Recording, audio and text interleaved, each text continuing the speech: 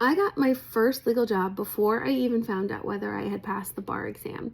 And as you can probably imagine, they paid me a pittance.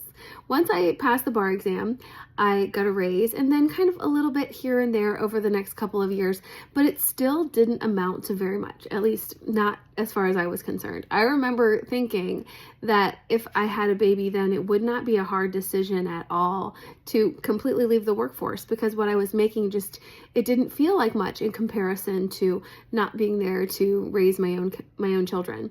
Fast forward a few years later, I got married at 26 and I had my first baby at 31. So I was a little bit older, and by that point, it was pretty clear to me that I was going to stay in the workforce. It not only did it feel like my financial contributions made a difference to my family, but the work that I was doing mattered to me. Practicing family law has become a huge part of my identity and something that is really important to me. Representing women only, I mean, it's hard work, but it's one of the most meaningful things that I've ever done, and I couldn't give that up. And I think that that's a problem that a lot of women who have babies on the younger side experience, is that they don't feel like they're going anywhere in their careers. So it doesn't seem like as much of a sacrifice to leave that work.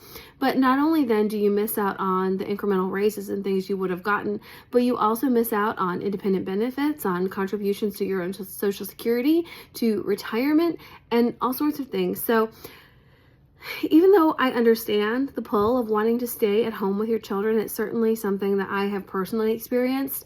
I also think that you have to keep in mind that it's not just where you are today, but where you will be in your career.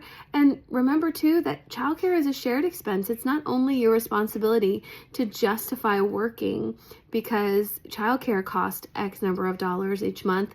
It's a responsibility between you and your husband or the child's father to share in those costs. And it's not your sole responsibility to justify your working.